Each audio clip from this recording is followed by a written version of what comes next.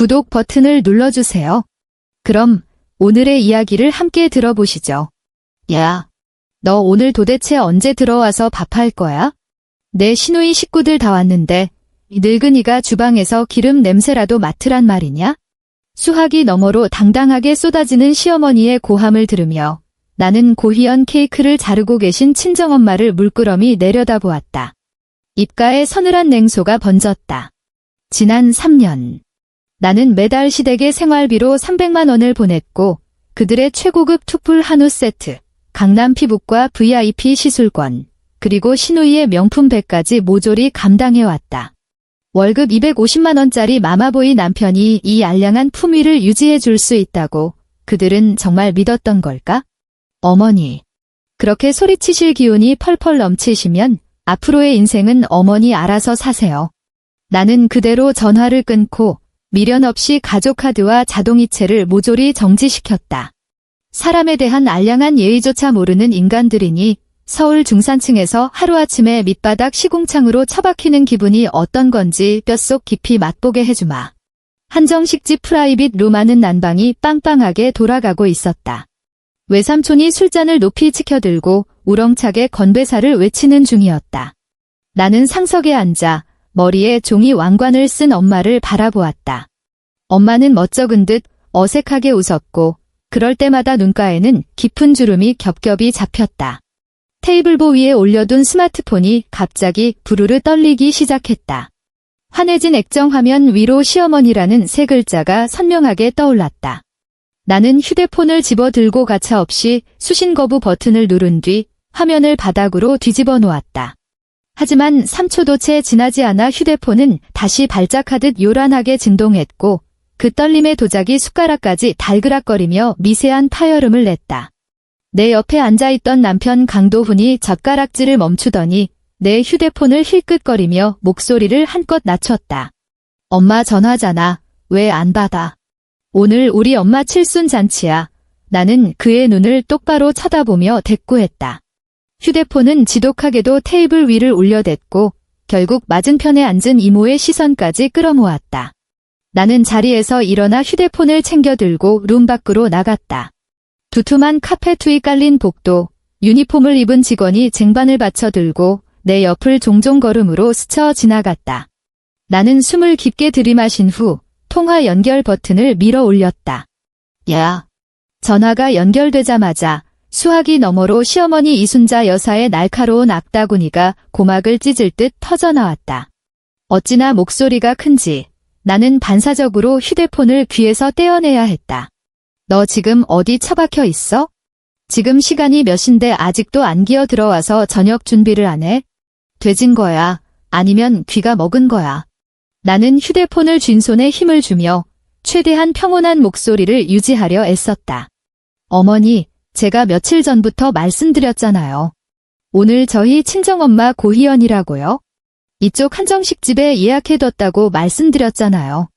사돈어른 칠순 잔치, 시어머니는 콧방귀를 뀌더니 목소리를 한층 더 앙칼지게 높였다. 그게 우리랑 무슨 상관인데? 그건 내 친정 집구석 일이지. 시집온 딸녀는 출가외인이야. 시댁일이 무조건 영순이라고. 너는 그딴 기본 예의도 못 배웠니? 어머니. 입 닥치고 내 말 들어. 그녀는 내 말을 가차없이 싹둑 잘라버렸다. 미나가 김서방 데리고 친정에 왔어. 올케라는 년이 집구석을 비워두는 게 말이 돼? 당장 시장 가서 소갈비랑 물 좋은 생물갈치 사와. 미나가 내가 해주는 갈비찜이랑 명절 때 부치는 그 모둠전 먹고 싶단다. 2시간 안에 진수성찬으로 상 부러지게 차려놔. 알아들었어. 어머니. 오늘 저희 엄마 칠순입니다. 친척 어르신들 다 모여 계신데 제가 지금 중간에 빠져나가는 건 말도 안 되는 일이에요. 얘야, 김지윤. 너 미쳤어. 남의 집구석 일 때문에 시댁 식구들을 홀대해?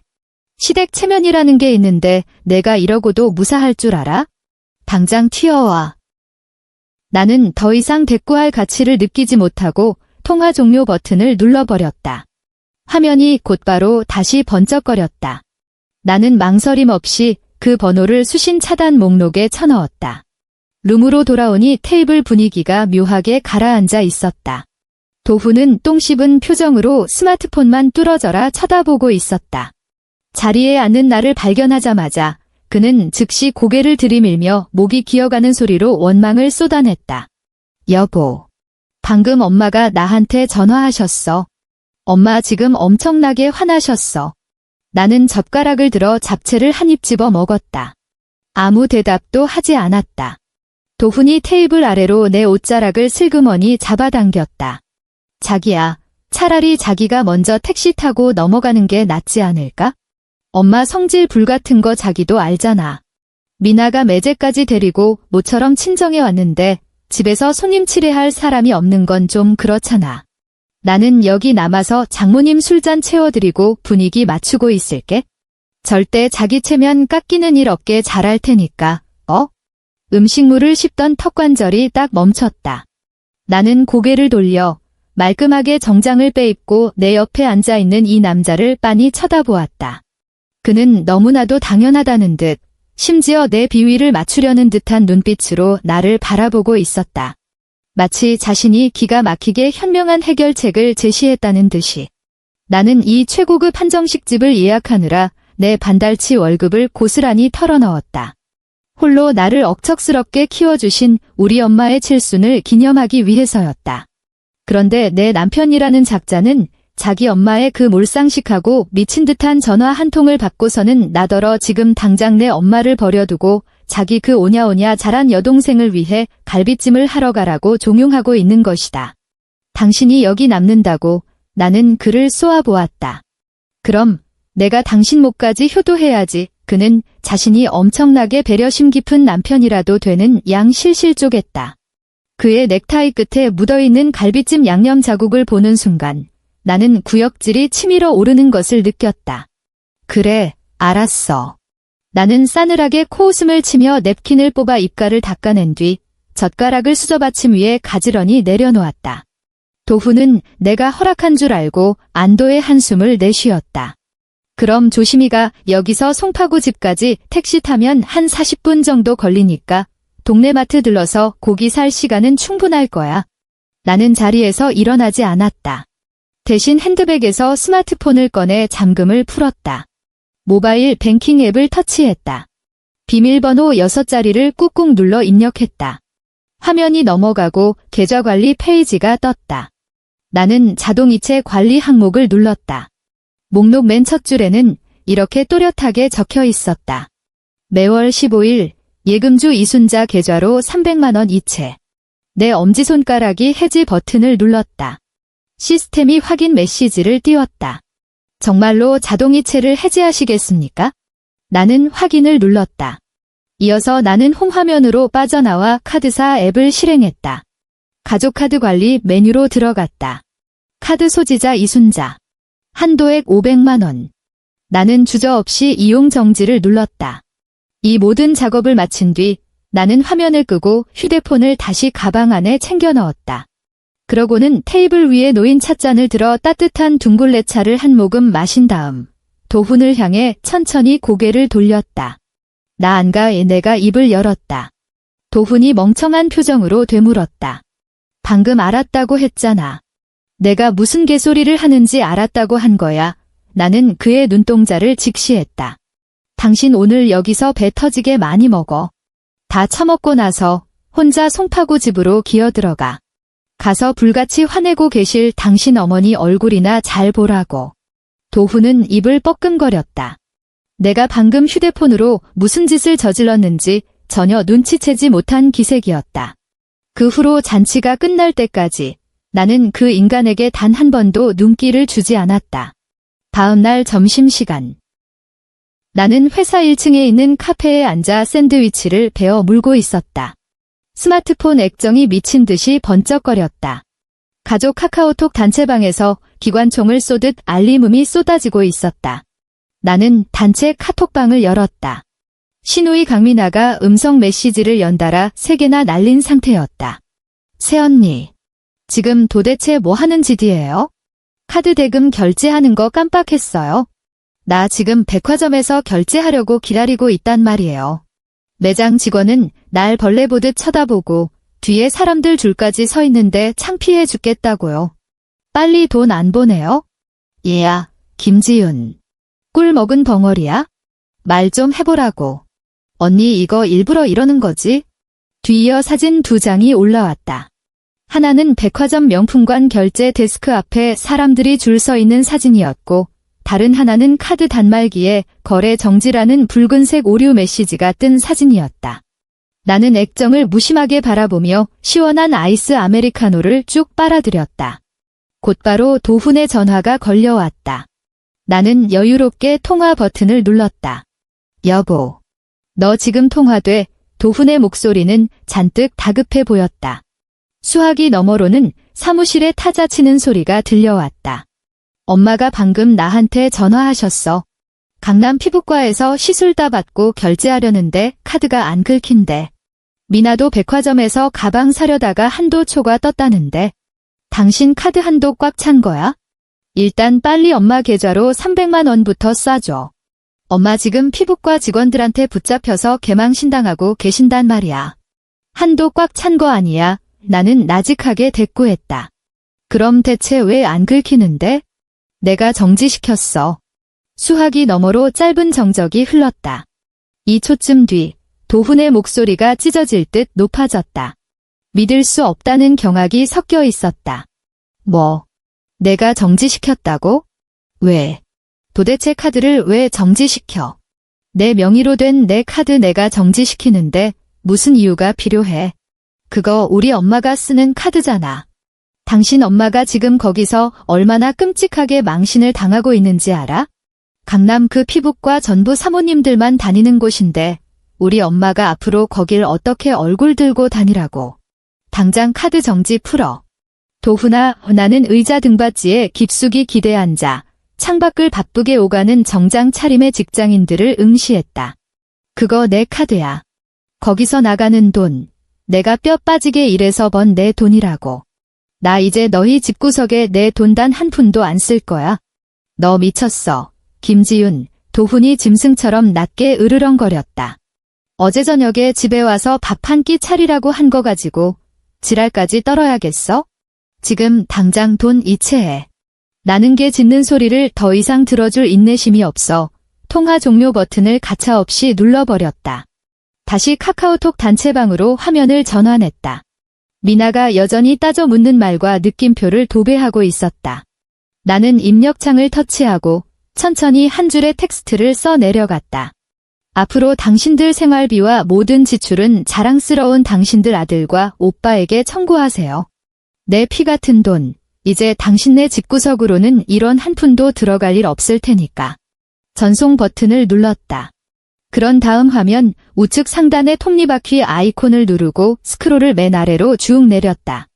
채팅방 나가기. 마침내 내 세상에 완벽한 평화가 찾아왔다. 저녁 8시. 나는 거실 러그 위에 앉아 텔레비전 뉴스를 시청하고 있었다. 현관 도어록에서 신경질적인 버튼음이 연달아 울리더니 쾅 하는 소리와 함께 현관문이 부서질 듯 열려벽에 처박혔다. 도훈이 구겨진 와이셔츠 차림으로 씩씩거리며 쳐들어왔다. 그는 구두도 벗지 않은 채 거실 바닥을 짓밟으며 내 코앞까지 걸어왔다. 그의 가슴팍이 거칠게 오르내렸다. 그는 손에 꽉 쥔 스마트폰으로 나를 삿대질했다. 김지윤, 너 오늘 대체 왜 이 지랄병을 떠는 건데? 그가 악을 썼다. 텅 빈 거실에 그의 발악이 메아리 쳤다. 엄마가 오늘 오후에 어떤 꼴로 집에 온 줄 알아? 피부과 직원들이 우리 엄마를 무슨 사기꾼 보듯 쳐다봤다고.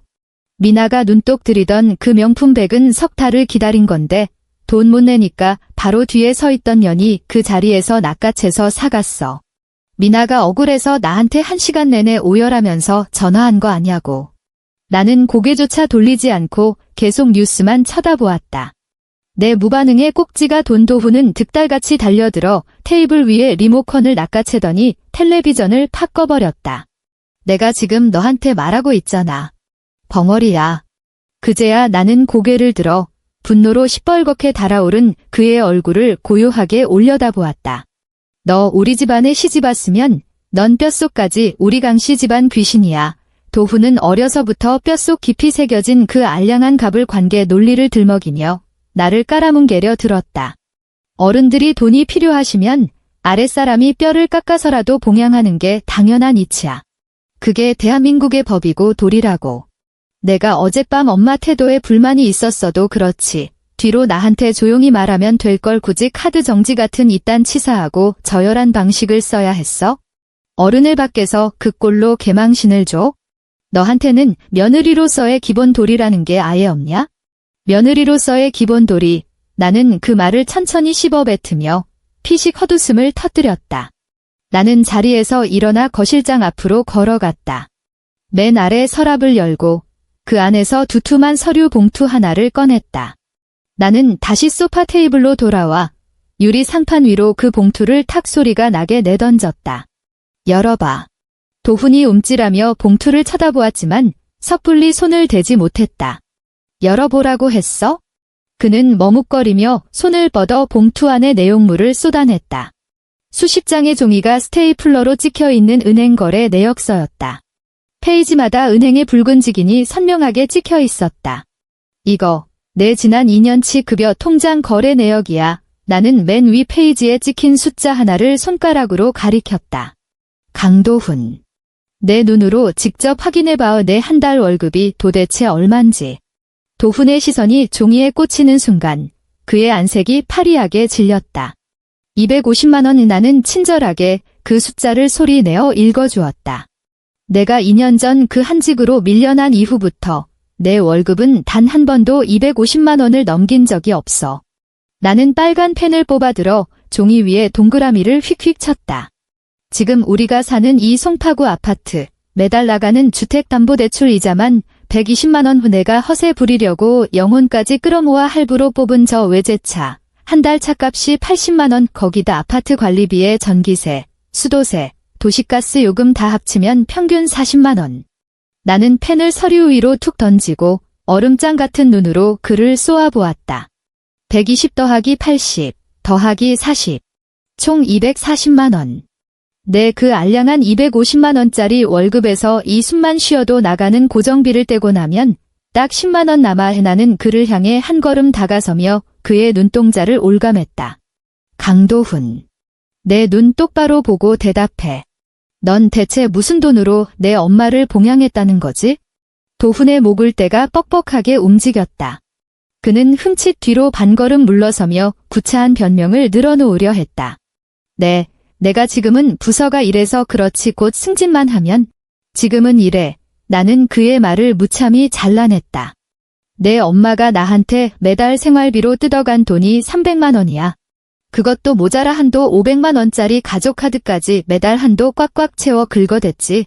내 여동생은 시도 때도 없이 우리 집에 쳐들어와 내 최고급 화장품을 슬쩍 해가고 명품백 카드 할부 고지서는 죄다 이 집 주소로 날아오게 만들었어. 지난 3년 동안 너희 집구석이 내 등골에 빨대를 꽂고 쪽쪽 빨아간 돈이 가뿐히 1억 원을 넘어. 도훈의 낯빛은 시체처럼 하얗게 질렸다.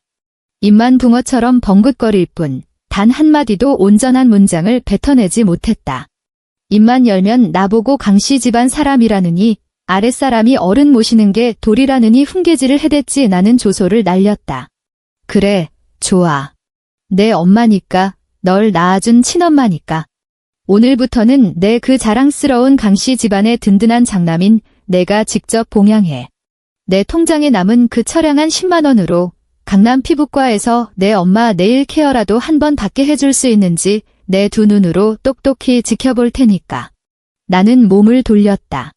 거실 한가운데 넋이 나간 채 얼빠진 꼴로 서 있는 그를 내버려 두고 곧장 안방으로 들어가 문을 굳게 걸어 잠갔다.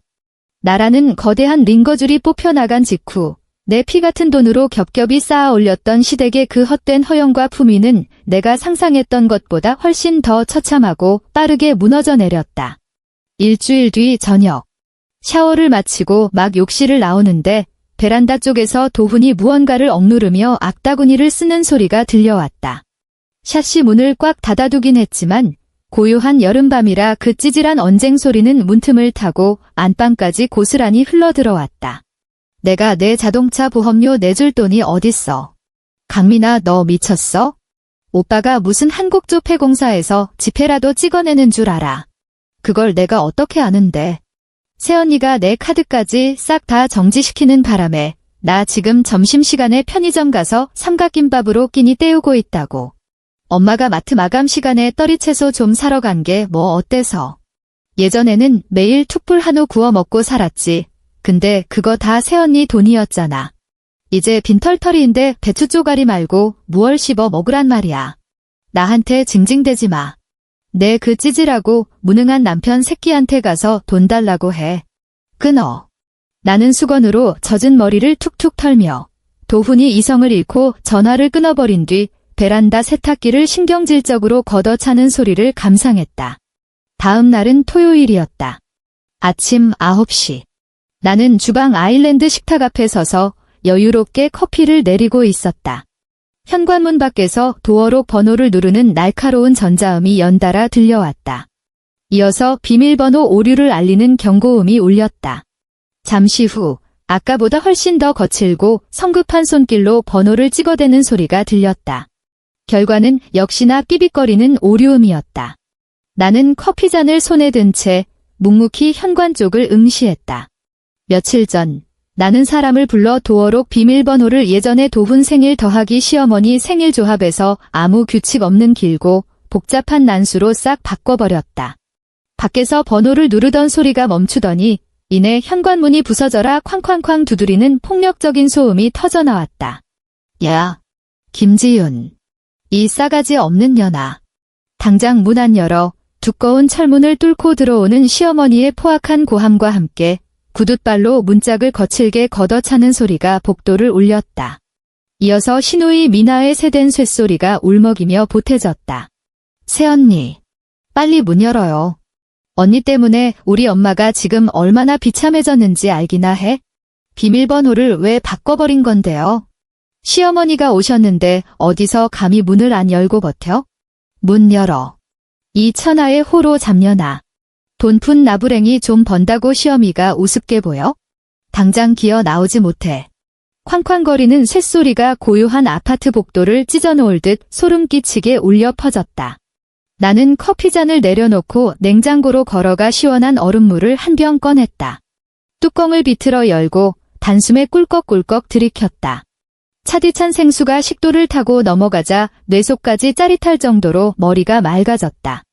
나는 현관으로 나가는 대신 발길을 돌려 거실 벽면에 붙어있는 월패드 인터폰으로 다가갔다.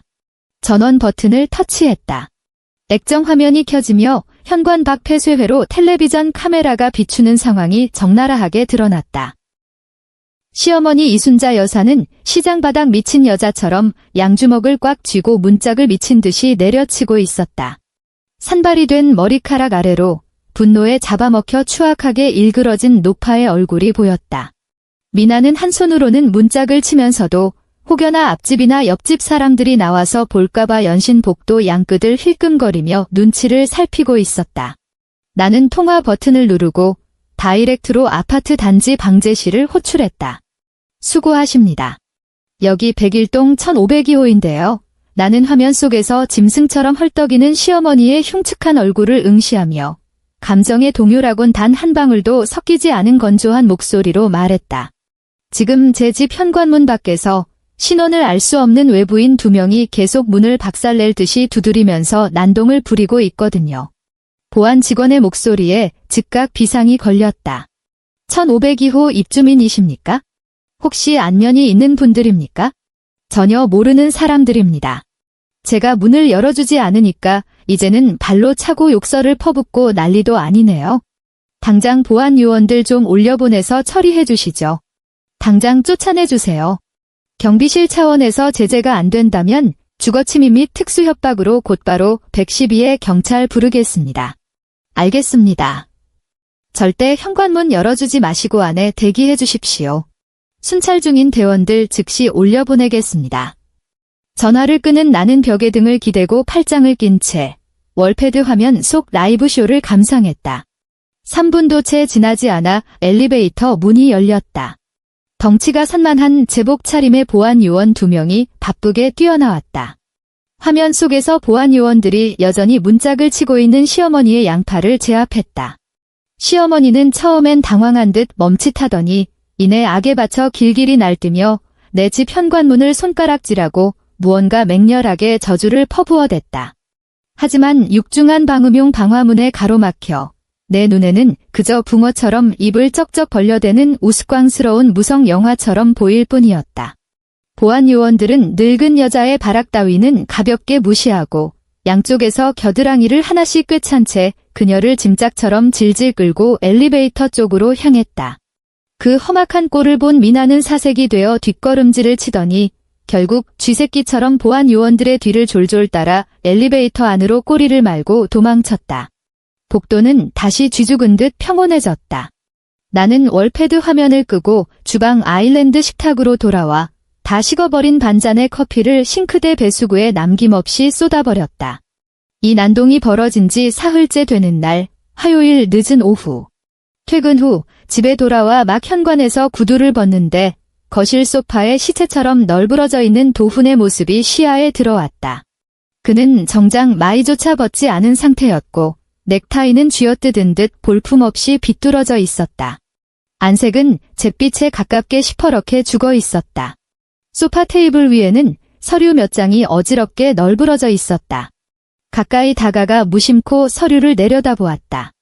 인터넷 등기소에서 떼온 부동산 등기부 등본 몇 장과 제1금 윤권 대출 상담 신청서였다. 그 종이 쪼가리들을 보자마자 나는 그가 오늘 하루 종일 밖에서 무슨 미친 짓거리를 하고 돌아다녔는지 단박에 알아차렸다. 회사에서 반차라도 내고 쪼르르 달려가서 뒷조사라도 하신 모양이네. 나는 등기부 등본을 손가락으로 집어들며 그에게는 시선조차 주지 않은 채 비아냥거렸다. 도훈이 고개를 획 쳐들었다. 핏발이 시뻘겋게 선 눈동자 아래로 그의 파리한 입술이 덜덜 떨리고 있었다. 이 아파트 명의가 왜 당신 단독으로 되어 있어? 전세금 보탤 때 우리 엄마가 5천만 원이나 쥐어졌잖아. 근데 왜 등기부에 그 어떤 설정도 근저당도 없는 건데? 도대체 왜? 그의 목소리는 애처로운 따짐을 넘어 짐승의 절망적인 단말마처럼 찢어졌다. 그는 단단히 착각했던 것이다. 내 등 뒤에서 몰래 집문서를 들고 은행에 찾아가면 이 고급 아파트의 전세 보증금을 담보로 어떻게든 대출을 끌어다 쓸 수 있을 줄 알았던 거다. 그래서 그 돈으로 제 어미와 여동생의 아가리를 틀어막고 자신이 그토록 집착하는 듬직한 장남의 알량한 껍데기를 계속 유지할 수 있을 거라 믿었겠지. 하지만 은행 창구에 엉덩이를 들이밀고 나서야 알았을 것이다. 현재 호가가 20억 원을 훌쩍 넘는 이 강남권 아파트는 애초부터 티도 안 나게 오롯이 내 단독 명의로만 등기가 꽂혀 있다는 사실을. 심지어 결혼 초 시댁에서 생색내듯 던져주었던 그 알량한 전세 보증금 5천만 원조차 내가 진즉에 내 월급을 털어 현금으로 갚아버리고 관련 채권 기록까지 흔적도 없이 말소시켜버렸다는 것까지도. 내 인감증명서가 없으면, 내 본인의 친필 서명이 없으면 그는 은행에서 단돈 100원 한 립도 대출받을 수 없는 껍데기일 뿐이다. 그는 완벽하게 벼랑 끝으로 내몰렸다. 나라는 무한 동력 수혈기를 잃어버린 이상 거머리 같은 자기 엄마와 여동생을 먹여 살리기는커녕 당장 다음 달 자기 외제차 할부금조차 낼 능력이 없는 주제니까. 왜냐고. 이 집 계약금부터 매달 빠져나가는 원리금 상환까지 10원 한 장 안 빼놓고 내 통장에서 나갔으니까 나는 그 휴지 조각 같은 서류들을 테이블 위로 툭 던지며 바닥에 깔린 버러지를 보듯 그를 내려다보았다. 왜? 은행 창구 직원이 안 가르쳐주디? 너 강도훈은 이 거대한 아파트에서 먼지 한 톨만큼의 지분도 없다는 거? 그 잔인한 팩트 폭력에 도훈의 낯짝에서 마지막 남은 핏기마저 증발해버렸다. 그가 갑자기 자리에서 용수철처럼 벌떡 일어섰다. 나는 그가 이성을 잃고 손찌검이라도 할 줄 알고 반사적으로 뒤로 반걸음 물러섰다. 하지만 그는 주먹을 휘두르지 않았다. 그의 양 무릎이 꺾이더니 이내 쿵 하는 육중한 파열음과 함께 그가 소파 테이블 앞에 시체처럼 무릎을 꿇고 고꾸라졌다. 딱딱한 원목마루에 무릎뼈가 부딪히는 소리가 섬뜩할 정도로 둔탁하게 거실을 울렸다. 여보, 그의 목소리는 완전히 쉰소리로 변해 있었고 짐승이 낑낑대는 듯한 짙은 울음기가 배어 있었다.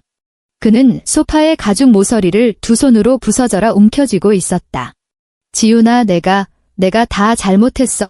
나는 한때 내 위에서 상전 노릇을 하며 갑질을 해대던 그 오만한 남자가 이제는 등뼈가 박살난 똥개 새끼처럼 내 발밑에 납작 엎드려 있는 꼴을 빙장처럼 차갑게 내려다보았다.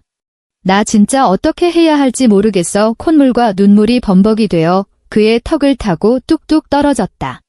그는 짐승처럼 고개를 치켜들고 세상에서 가장 비굴하고 애처로운 눈빛으로 나를 우러러보았다. 은행에선 대출 안 해준다고 쫓아내고 카드사에선 하루 종일 독촉 문자만 날아오고 엄마는 저쪽 낡은 빌라에서 당장 도시가스 요금 낼 돈도 없어서 쩔쩔매고 계시고 미나는 자동차 보험 만기돼서 차도 못 끈다고 나보고 무능한 새끼라고 매일같이 쌍욕을 퍼부어대고 그는 급기야 바닥을 기어와 내 바짓가단을 붙잡으려 손을 뻗었다. 나는 더러운 오물이라도 본 것처럼 치를 떨며 한 걸음 물러서서 그의 더러운 손길을 피했다. 지훈아, 내가 이렇게 싹싹 빌게. 제발 나 좀 살려줘. 그는 테이블 모서리에 이마를 찧어가며 울부짖었다. 우리 엄마가 노망이 나서 그래? 장모님 고희연 때 너한테 전화해서 난리친 것도 갈비찜 해오라고 폐악질 부린 것도 우리 집 현관문 부수고 행패 부린 것도 전부 다 엄마가 늙어서 살이 분별을 못해서 그런 거야. 나이 먹고 주책맞게 굴어서 그런 거니까 내가 넓은 마음으로 딱 한 번만 용서해주면 안 될까? 내 체면 좀 봐서 제발 카드 정지 좀 풀어줘. 가족카드 한도 쥐꼬리만큼만 열어줘도 내가 평생 당신한테 기어다닐게. 노망이 나셔. 나는 그 세 글자를 천천히 곱씹으며 이 상황이 미치도록 혐오스럽고 우스꽝스럽게 느껴졌다.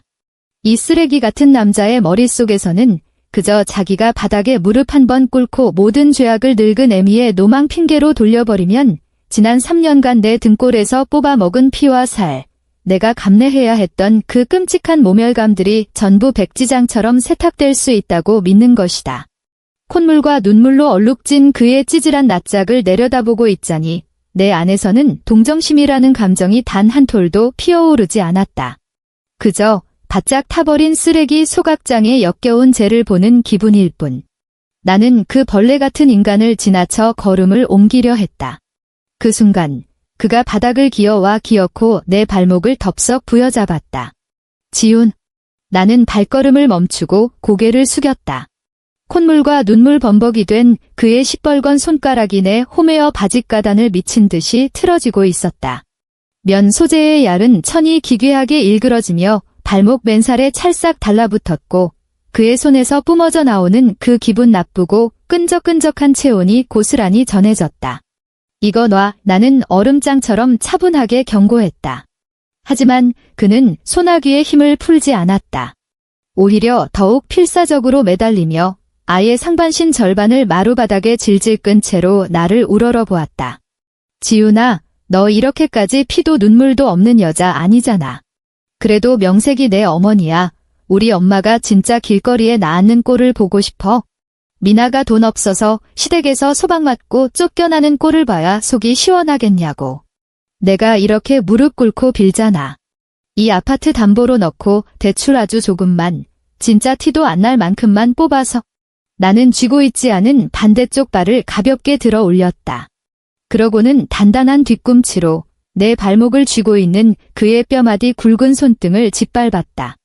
힘을 주어 찍어 누르지 않았다. 그저 내 전신의 무게를 그의 손등 위로 아주 느리고 우아하게 실어주었을 뿐이다.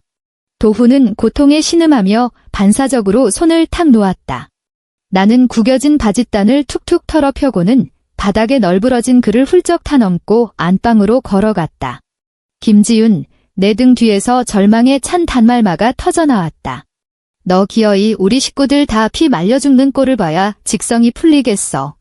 나는 뒤도 돌아보지 않았다. 안방으로 들어가 문을 굳게 걸어 잠갔다. 문밖에서 묵직한 무언가가 문짝을 쾅 치는 소리가 났고 이내 억눌린 흐느낌이 이어졌다. 나는 침대로 다가가 이불을 들추고 누웠다. 두 눈을 감고 거실에서 간헐적으로 들려오는 찌질한 울음소리를 감상했다. 그 소리는 텅 빈 최고급 아파트 안에서 유독 처량하게 울렸다. 마치 한겨울 베란다 밖에 내쳐진 유기견 같았다. 다음 날 아침 7시 나는 칼같이 일어났다. 방문을 열자 며칠 안 씻은 듯한 시큼한 땀 냄새와 싸구려 소주 악취가 거실에 진동을 했다. 도훈은 소파에 잔뜩 웅크린 채 구겨진 정장 마이를 대충 덮고 있었다. 테이블 위에는 빈 소주병 몇 개와 쥐어뜯듯 구겨진 부동산 등기부등본 사본들이 널브러져 있었다. 나는 주방으로 가서 차가운 얼음물을 한 잔 따라 단숨에 들이켰다. 차디찬 물기가 식도를 타고 내려가며 밤새 고여있던 텁텁함을 싹 씻어냈다. 나는 그를 깨우지 않았다. 씻고 화장하고 말끔한 정장으로 갈아입은 뒤 핸드백을 챙겨 들고 현관으로 향했다. 도어록 버튼을 누르는 소리에 소파 위의 인간이 꿈틀했다. 어디가 도훈의 목소리는 사포에 긁힌 것처럼 쇳소리가 났다. 출근. 나는 문을 활짝 열었다. 집 문제는? 너 오늘 안으로 당장 짐 안 빼면 오늘 밤 용달 불러서 내 물건 싹 다 복도에 내다 버릴 거야. 나는 복도 센서 등이 환하게 켜지는 것을 쳐다보며 못 박았다. 관리사무소에서 지정한 쓰레기 배출 구역이 딱 거기거든. 그 말을 끝으로 나는 밖으로 나와 문을 쾅 닫아버렸다. 모든 것을 제자리로 돌려놓는 과정에서 겪는 반발은 내 생각보다 훨씬 더 격렬했다. 목요일 오전 10시 30분. 나는 회사 건물 15층 사무실에서 컴퓨터 모니터로 월간 재무제표를 확인하는 중이었다. 사내 메신저 창이 띠링하고 떠올랐다. 인사팀 고 대리였다. 김 과장님, 지금 시간 괜찮으세요? 1층 로비로 빨리 내려와 보셔야 할 것 같습니다. 나는 키보드를 두드려 답장을 보냈다. 무슨 일이죠? 메신저가 다시 울렸다. 과장님 시어머니라고 주장하시는 노인분이 1층 로비에 오셨는데 감정 상태가 많이 불안정하십니다. 보안팀이 제지하고 있긴 한데 계속 과장님 성함을 부르며 난리를 피우고 계세요. 내 손가락이 키보드 위에서 2초 정도 멈칫했다. 알겠습니다. 지금 바로 내려갈게요. 나는 즉시 자리에서 일어나지 않았다. 재무제표 창을 닫고 클라우드 드라이브를 열어 질상지출이라는 이름의 폴더를 클릭했다. 그 안에는 며칠 전 내가 깔끔하게 정리해둔 은행 거래 내역 PDF 파일들과 음성 파일 하나가 들어 있었다. 나는 그 파일들을 모조리 내 스마트폰으로 전송했다. 그러고는 휴대폰과 사원증을 챙겨 들고 엘리베이터로 향했다. 15층에서 1층까지 엘리베이터는 미끄러지듯 평온하게 하강했다. 층수를 알리는 숫자가 하나씩 줄어들었지만 내 심장 박동은 전혀 빨라지지 않았다. 오히려 평소보다 더 차분하게 가라앉아 있었다. 1층입니다. 안내 방송과 함께 엘리베이터 문이 양옆으로 스르르 열렸다. 엘리베이터 홀을 채 빠져나가기도 전에 최고급 대리석이 깔린 널찍한 로비에 쩌렁쩌렁 울려 퍼지는 찢어질 듯한 곡소리가 귀에 날아와 박혔다. 아이고, 동네 사람들 이것 좀 보소. 바로 이 건물에서 일하는 년입니다. 김지훈이라는 독사 같은 년 말입니다. 나는 홀을 걸어 나와 로비 가장자리의 대형 화분 옆에 멈춰 섰다. 그리고 눈앞에 펼쳐진 진풍경을 조용히 감상했다. 시어머니 이순자 여사는 거울처럼 반짝이는 로비 한가운데에 철퍼덕 양반다리를 하고 주저앉아 있었다. 오늘따라 요란한 핏빛 꽃무늬 블라우스를 입은 그녀는 산발을 한 채 양손으로 대리석 바닥을 미친 듯이 내리치고 있었다. 검은색 정장 유니폼을 입은 보안 요원 2명이 두어 걸음 떨어져 서서 난처한 표정으로 손을 뻗었다 걷었다 하며 어쩔 줄 몰라 하고 있었다. 한창 업무 시간이었지만 로비에는 오가는 직원들과 방문객들이 꽤 있었다. 사람들은 멀찍이 둥글게 원을 그리고 서서 걸음을 멈춘 채 수군거리며 구경 중이었다. 내 아들내미가 뼈 빠지게 돈 벌어다 먹여 살려놨더니 이 천하의 몹쓸 년이 그 돈을 싹 다 들고 튀어버렸어요. 시어미 입에 들어가는 밥통까지 싹 다 끊어버렸다고요. 구경꾼이 늘어나자 시어머니는 한층 더 신이 나서 목청을 높였다. 눈물 콧물로 얼굴이 범벅이었다. 집구석 비밀번호까지 싹 바꿔치기해서 이 늙은 시어미를 길바닥에 내쫓은 년입니다. 내가 70평생 살면서 이런 수모는 처음 겪소. 아이고 하늘도 무심하시지. 세상에 이딴 법이 어디 있단 말이오. 어르신, 일단 일어나시죠. 여긴 회사 업무 공간입니다. 보안 요원이 조심스레 그녀의 팔을 부축하려 했다. 어딜 만져. 시어머니는 요원의 손을 사납게 뿌리쳤다. 오늘 그 독한 년이 내 눈앞에 기어내려와 무릎 꿇고 싹싹 빌 때까지, 내 카드 도로 내놓을 때까지 나 여기서 한 발짝도 못 움직여. 차라리 날 여기서 죽여라. 나는 그녀의 그 삼류막장 드라마 뺨치는 과장된 연기를 빤히 바라보며 휴대폰을 꺼내 사내 법무팀 최 변호사에게 전화를 걸었다. 최 변호사님, 재무팀 김지윤입니다. 지금 1층 로비에서 외부인 한 명이 저에 대한 허위 사실을 유포하며 회사 업무를 심각하게 방해하고 있습니다. 번거로우시겠지만 보안팀장님 대동해서 1층으로 좀 내려와 주시겠어요? 김 과장님요. 네, 지금 바로 내려가겠습니다. 전화를 끊고 나는 휴대폰을 꽉 쥔 채 사람들이 둥글게 둘러선 안으로 또각또각 걸어 들어갔다. 구두 굽이 대리석 바닥에 부딪히며 차갑고 날카로운 파열음을 냈다. 모여있던 사람들이 홍해가 갈라지듯 스르르 길을 내주었다. 시어머니의 악다구니는 나를 발견한 순간 카세트 테이프가 끊기듯 뚝 멈췄다. 탁하게 변색된 그녀의 동공이 미친 듯이 확장되더니 얼굴에 가득하던 비련의 주인공 표정이 순식간에 살기 띈 분노로 일그러졌다. 그녀는 바닥에서 용수철처럼 벌떡 튀어올랐다. 도저히 이른 먹은 노인이라고는 믿기지 않을 만큼 날렵한 동작이었다. 요망한 년, 이제야 기어 나오네. 그녀는 내 코앞까지 달려들어 삿대질을 해댔다. 내깐년이 회사 구석에 숨어있으면 내가 못 찾을 줄 알았냐? 내년이 감히 피부과에서 내 얼굴에 먹칠을 해. 미나 명품백도 못 사게 막아? 내년 양심은 걔가 물어갔냐? 나는 그녀와 딱 한 걸음 떨어진 거리에서 멈춰서서 얼음장 같은 시선으로 그녀를 내리깔아 보았다. 어머니 오늘 여기 오신 거 도훈이도 알고 있나요? 그 등신 같은 놈 얘기는 꺼내지도 마라. 시어머니가 길길이 날뛰며 포효했다. 더러운 침방울이 내 얼굴까지 튈 기세였다. 그 병신이 너 같은 꼴이 9 달린 불효한테 홀려서 빙충맞게 굴고 있는 거지. 내 똑똑히 일러두마.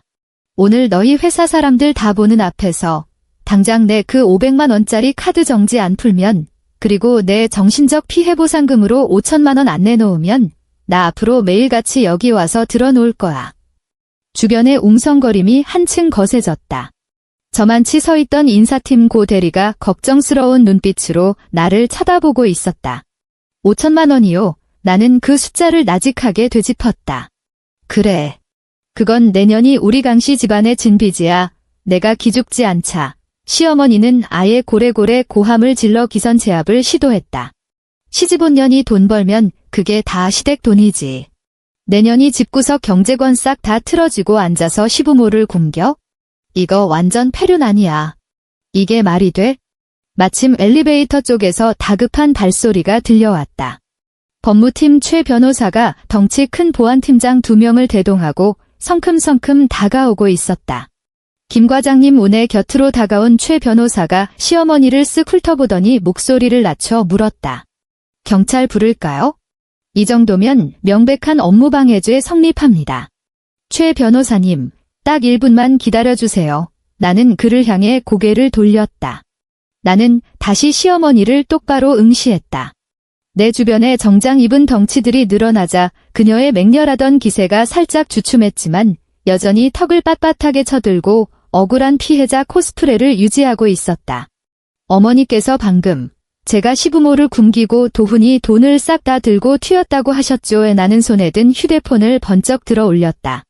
어머니가 이 정도로 막 나오시니 저도 제 결백을 증명하기 위해 여기 계신 분들께 팩트를 좀 들려드려야겠네요. 나는 휴대폰 화면을 켜고 아까 준비해둔 음성 파일을 터치했다. 그리고 볼륨을 최대로 키운 뒤 재생 버튼을 눌렀다. 로비는 쥐죽은 듯 고요했고 스피커를 뚫고 나오는 소리는 모든 사람의 고막에 아주 선명하게 내리꽂혔다. 달그락거리는 식기 부딪히는 소리가 먼저 깔리더니 이내 시어머니 특유의 고막을 후벼 파는 그 표독스러운 쇳소리가 터져나왔다. 그건 내 친정 집구석 일이지. 시집 온 딸녀는 출가외인이야. 시댁일이 무조건 영순이라고. 너는 그딴 기본 예의도 못 배웠니? 시어머니의 낯빛이 흑빛으로 변했다. 설마 내가 통화 내용을 녹음까지 해뒀을 줄은 꿈에도 몰랐던 모양이다. 음성 파일은 자비 없이 계속 흘러나왔다. 미나가 김서방 데리고 친정에 왔어. 올케라는 년이 집구석을 비워두는 게 말이 돼? 당장 시장 가서 소갈비랑 물 좋은 생물갈치 사와. 얘야, 김지윤. 너 미쳤어. 남의 집구석 일 때문에 시댁 식구들을 홀대해? 시댁 체면이라는 게 있는데 내가 이러고도 무사할 줄 알아? 당장 튀어와. 녹음은 거기서 딱 끝났다. 구경하던 사람들 사이에서 웅성거리는 탄식이 터져나왔다. 조금 전까지만 해도 나를 독한 며느리로 몰아가던 시선들이 이제는 경멸과 혐오가 섞인 눈초리로 시어머니를 찔러대기 시작했다. 시어머니의 입술이 파르르 떨렸다. 그녀는 지지 않으려 발악하며 꽥소리를 질렀다. 그게 뭐 어때서? 내년이 며느리로서 시댁 와서 밥처하는 건 당연한 이치 아니냐. 그렇다고 내년이 내 카드 정지시키고 내 아들 재산 꿀꺽한 사실이 없어지진 않아. 나는 그 개소리에 대꾸조차 하지 않았다. 대신 휴대폰에서 또 다른 파일을 열었다. 수십 장의 은행 거래 내역을 길게 이어 붙인 이미지 파일이었다. 나는 그 화면을 최 변호사 쪽으로 쓱 돌려 보여주었다. 최 변호사님, 이거 지난 3년 동안 제 개인 계좌에서 여기 이 아주머니 명의의 계좌로 꼬박꼬박 송금된 은행 거래 내역입니다. 그리고 이 아주머니가 긁고 다니고 제가 전액 결제한 가족카드 소비 내역이고요. 번거로우시겠지만 맨 마지막 페이지에 있는 총합계 금액 좀 큰 소리로 읽어주시겠어요? 최 변호사가 안경을 척 치켜 올리더니 내 휴대폰을 받아 들고 화면을 빠르게 스캔했다. 그는 헛기침을 한 번 하더니 마치 법정에서 판결문을 낭독하듯 감정 한 톨 안 섞인 지독하게 사무적인 톤으로 읊어내려갔다. 최근 36개월간 본 계좌에서 예금주 이순자 명의의 계좌로 정기 이체된 건수 총 108회, 합계 금액 1억 8천만 원에 해당 가족카드 누적 사용 금액 1억 7,500만 원 총합. 최 변호사는 극적인 효과를 주듯 잠시 뜸을 들였다. 2억 8,300만 원입니다. 그 어마어마한 숫자가 로비를 때리자 사위가 찬물을 끼얹은 듯 시체처럼 고요해졌다. 나는 휴대폰을 돌려받고 얼굴이 시뻘겋다 못해 이제는 종이장처럼 새하얗게 질려버린 시어머니를 뚫어지게 바라보았다. 어머니오, 내 목소리는 결코 크지 않았지만 정적에 휩싸인 로비 전체를 쩌렁쩌렁 울렸다. 제가 그 잘난 시댁에 3억 원 가까운 돈을 갖다 바치고도 제 친정엄마 칠순 잔치상에 앉아있을 자격조차 없다는 취급을 받았네요. 어머니의 그 잘나신 아들 도훈이 지난 3년간 벌어온 총 수입이 9천만 원도 안 됩니다. 그 큰 아파트 관리비 한 번 제 손으로 내본 적 없는 놈이라고요. 나는 한 걸음 앞으로 다가섰다. 시어머니는 반사적으로 찔끔 뒤로 물러섰다. 방금 제가 어머니 아들 재산을 가로챘다고 하셨죠. 나는 그녀의 동공을 얼어붙게 만들 듯 쏘아보았다. 지금 당장 그 무능한 아들놈한테 전화해서 물어보시죠. 걔 통장 잔고에 달랑 남은 그 10만 원으로 오늘 어머니가 여기서 벌이신 막대한 업무방해 피해보상금을 물어낼 수 있는지 말입니다. 시어머니는 그 자리에 화석처럼 굳어버렸다. 그녀의 시선은 사람들의 경멸 어린 눈초리들 사이를 허둥지둥 헤매었고 입술은 사시나무 떨듯 파르르 떨렸지만 입 밖으로 튀어나오는 말은 단 한마디도 없었다. 강남 사모님들 틈에 껴서 피부과나 들락거리며 쌓아 올렸던 그 알량한 허영심은 절대적인 금액이 찍힌 금융치료 앞에서는 물에 젖은 휴지 조각보다도 못하게 너덜너덜 찢겨 나갔다. 최 변호사님, 나는 미련 없이 고개를 돌렸다. 관할 경찰서에 신고해주세요. 이 아주머니 모욕죄 및 업무방해죄로 현행범 고발하겠습니다. 여기 1층 CCTV 영상이랑 방금 보여드린 거래 내역서면 증거로 차고 넘치겠죠. 너 지금 시어미를 경찰에 쳐넣겠다는 거냐? 그제야 사태 파악이 된 시어머니가 명백한 공포에 질린 목소리로 더듬거렸다. 아까 제 입으로 시집온 딸은 출가회인이라고 하지 않으셨어요. 나는 벌레를 보듯 싸늘하게 내뱉었다. 생판남인 외부인이 제 직장에 쳐들어와서 깽판을 치는데 법대로 처리하는 게 뭐가 문제죠? 이 독사 같은 년. 시어머니는 그 말만 덜덜 떨며 남긴 채 뒤도 돌아보지 못하고 사람들을 해치며 도망쳤다. 마치 끓는 물을 뒤집어 쓴 똥개처럼 로비 회전문 밖으로 허둥지둥 튕겨나갔다. 로비는 다시 평화를 되찾았다. 구경꾼들도 하나둘 흩어졌다. 나는 몸을 돌려 최 변호사에게 가볍게 목례했다. 죄송합니다. 제 개인적인 가정사 때문에 회사에 소란을 피웠네요. 추후에 경찰 조사가 필요하다면 제가 연차 내고 깔끔하게 처리하겠습니다. 별말씀으로 김 과장님, 최 변호사가 내게 휴대폰을 건네주었다.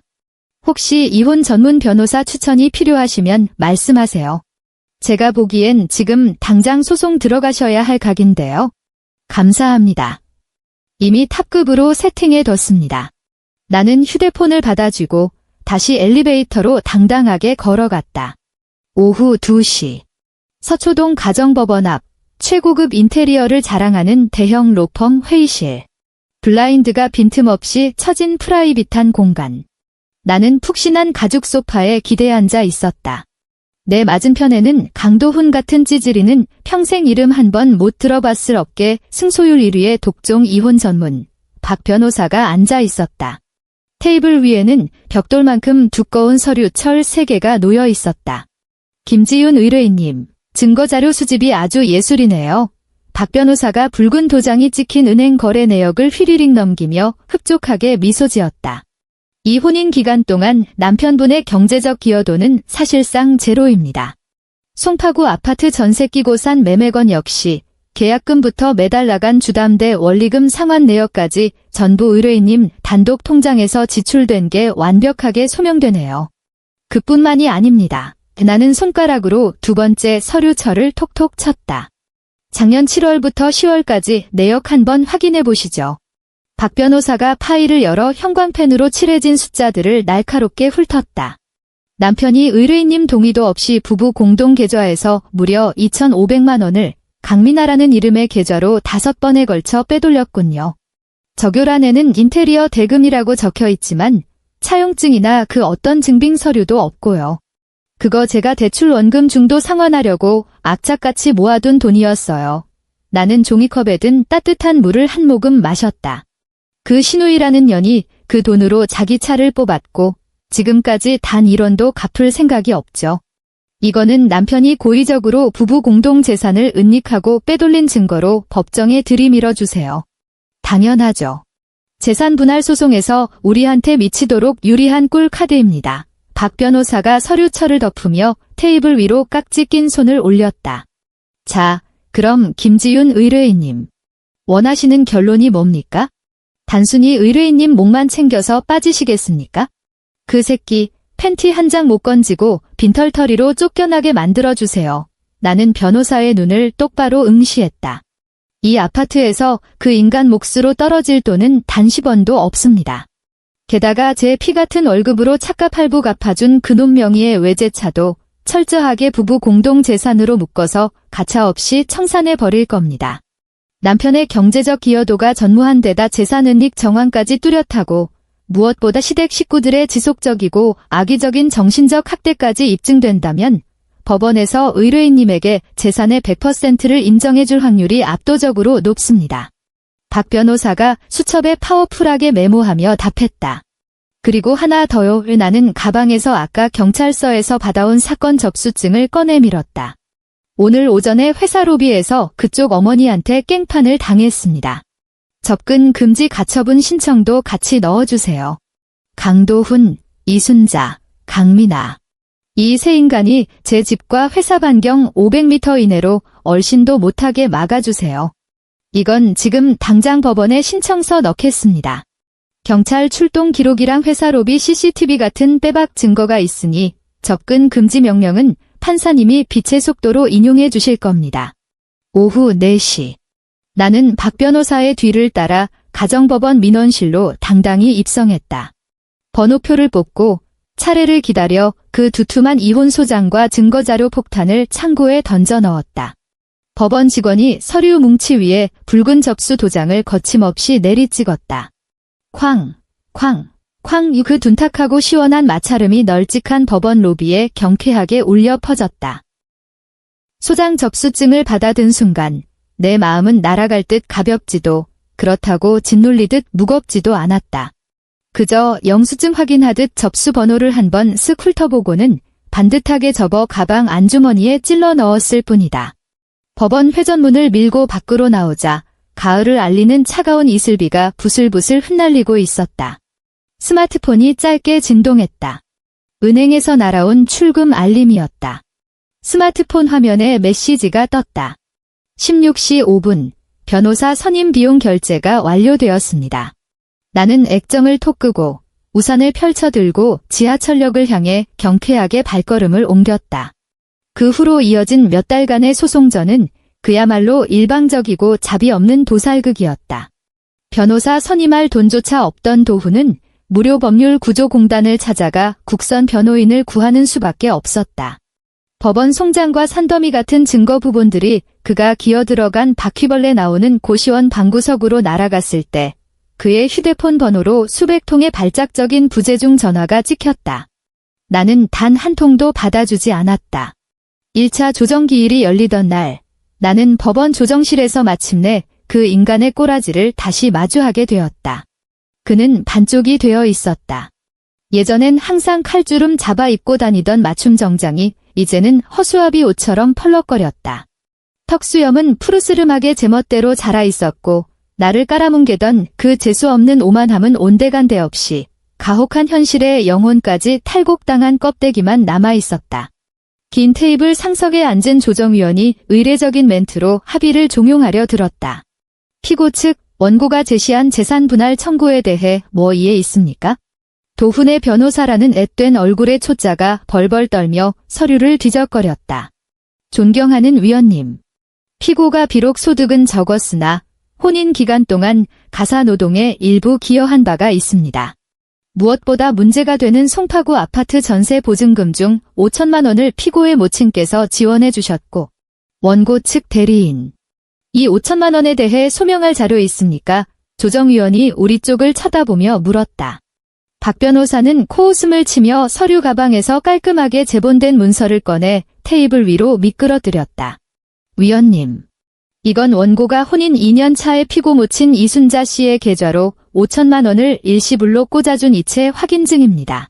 통장 메모란에 전세 보증금 반환이라고 아주 또렷하게 찍혀 있죠. 박 변호사의 딕션은 아나운서처럼 정확하고 뼈를 때렸다. 원고는 이미 본인 피 같은 월급 모아서 진작에 그 돈 다 털어냈습니다. 고로 이 아파트의 피고 모친의 지분 따위는 먼지 한 톨만큼도 존재하지 않습니다. 도훈의 초짜 변호사는 벙찐 얼굴로 도훈을 쳐다보았다. 도훈은 고개를 처박은 채 바지 무릎팍만 쥐어뜯으며 꿀 먹은 벙어리가 되어 있었다. 그놈도 당연히 알고 있는 사실이었다. 그저 제 어미에게 주둥이 꾹 닫고 숨긴 채 우리 듬직한 장남이 돈 보태서 산 아파트라는 그 알량한 효자 코스프레를 즐겼을 뿐이니까? 거기다 더해 피고가 부부 공동재산을 친동생 강민아 씨에게 악의적으로 빼돌린 정황이 명백합니다. 차용증 쪼가리 하나 제출하지 못했으니 이 금액 역시 피고의 남은 재산 분할목에서 전액 삭감할 것을 강력히 주장하는 바입니다. 조정위원은 도훈의 처참한 재산 목록표를 쓱 훑어보더니 한심하다는 듯 깊은 한숨을 내쉬었다.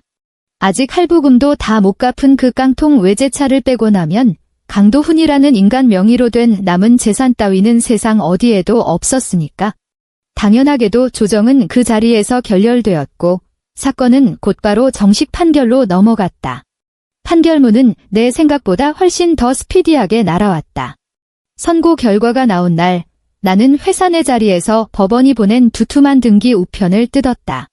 빳빳하고 건조한 종이 위에 찍힌 까만 글씨들은 너무나도 명쾌했다. 재판부는 우리가 들이민 증거를 100% 채택했다. 피고 강도훈은 혼인 기간 동안 가계 경제에 실질적인 기여를 한 바가 전혀 없으며 고의적인 재산 은닉 행위까지 인정된다.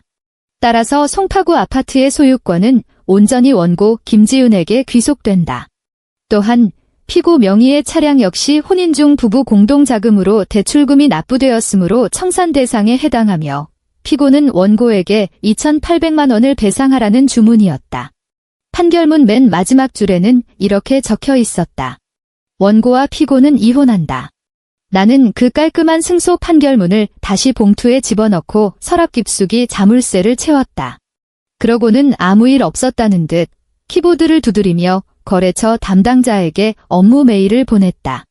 내 인생의 우주가 뒤집히는 엄청난 변화는 일어나지 않았다.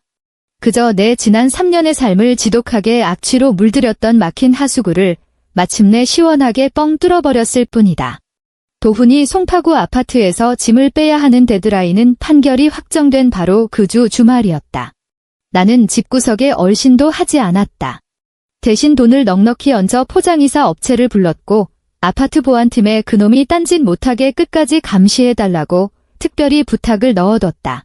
그날 오후 이사업체 팀장이 톡으로 현장 사진 몇 장을 보내왔다. 사진 속에는 도훈의 낡은 캐리어 몇 개가 아파트 화단 앞 분리수거장에 쓰레기처럼 덩그러니 내동댕이 쳐져 있었다. 그가 허세의 상징처럼 끌고 다니던 새까만 외제차는 보이지 않았다. 당연하지. 남은 대출금을 낼 돈도 내게 뱉어내야 할 2,800만 원도 없었으니 지난주에 중고차 시장 채권자들이 득달같이 달려와 그 차를 강제로 견인해 가버렸으니까. 그는 이제 지하철을 타고 털덜거리며 경기도 구석의 본가로 기어들어가는 수밖에 없었을 것이다. 자기가 그토록 감싸고 돌던 그 노망난 전마 치맛자락 밑으로 말이다. 시간이 좀 흐른 뒤 나는 건너 겹치는 친척들의 입을 통해 그 집구석이 어떻게 개박살이 났는지 파편화된 소식들을 주워 듣곤 했다. 매달 꼬박꼬박 꽂히던 300만 원의 생활비와 한도 500만 원짜리 카드가 증발해버리자 시어머니가 사는 그 경기도 낡은 주택은 당장 한겨울 난방비조차 낼 돈이 없어 쩔쩔맨다고 했다. 입에 풀칠이라도 하고 도훈의 그 악성 신용대출 이자라도 메꾸기 위해 70 먹은 시어머니는 동네 낡은 식당 주방에 식기세척 알바를 하러 나간다고 들었다. 매일 기름때 찌든 시뻘건 고무대야 앞에 쪼그려 앉아 허리가 끊어질 듯한 고통에 시달린다고 했다. 그리고 미나. 내가 긁어준 그 명품백들 카드 할부가 뚝 끊기면서 연체 독촉장이 모조리 미나네 시댁 우편함으로 날아갔단다. 결국 미나 남편은 자기 마누라가 거액의 카드 빚을 숨기고 있었던 데다 지차 뽑을 돈마저 처가해서 사기쳐서 빼돌린 거란 사실을 다 알아버렸다고 했다. 지금 미나는 제 시어머니한테 하루가 멀다 하고 폭언을 들으며 지옥 같은 시집살이를 당하고 있다고 했다. 그 모든 이야기들을 전해 들으며 나는 그저 무미건조하게 넘겨버렸다. 속이 뻥 뚫리는 사이다 같은 쾌감도 그렇다고 신락 같은 동정심도 일지 않았다. 그저 남의 집 담벼락 밑에 파리가 들끓던 쓰레기 봉투를 구청 환경미화원이 마침내 싹 치워버린 걸 목격한 기분. 딱 그 정도였다. 11월 서울에 첫눈이 내렸다. 나는 파리행 항공편 1등석의 푹신한 시트에 앉아 있었다. 이번 출장은 우리 회사가 프랑스 브랜드를 인수합병하기 전 재무 실사를 벌이기 위한 일정이었다. 기내는 엔진이 낮게 웅웅거리는 소리 외에는 완벽하게 고요했다. 승무원이 미소를 지으며 따뜻한 물 한 잔을 내 옆 테이블 위에 조심스레 올려두고 갔다. 나는 이륙 전 스마트폰을 비행기 탑승 모드로 바꾸기 위해 휴대폰을 집어들었다. 화면이 켜지자마자 모르는 번호로 장문의 문자 메시지 하나가 팝업처럼 훅 튀어올랐다. 이름표는 없었지만 그 지루한 첫 문장만 봐도 발신자가 누구인지 단박에 알 수 있었다. 지훈아, 서울엔 눈이 와나 요새 밤마다 잠을 한숨도 못 자. 이 낡은 집 창문으로 바람이 너무 들이쳐서 엄마가 밤마다 허리 아프다고 우셔. 미나는 어제 매제한테 맞고 친정으로 도망쳐 왔는데 이 집에 덮고 잘 남는 이불 쪼가리 하나가 없다. 내가 진짜 내 잘못을 알아.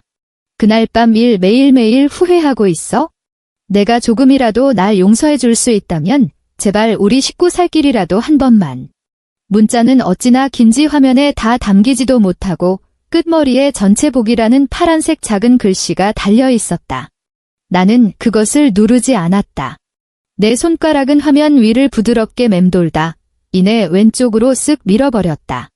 스마트폰 시스템이 물었다. 삭제. 이어서 나는 번호 옵션 창을 열었다. 수신 차단 목록에 추가.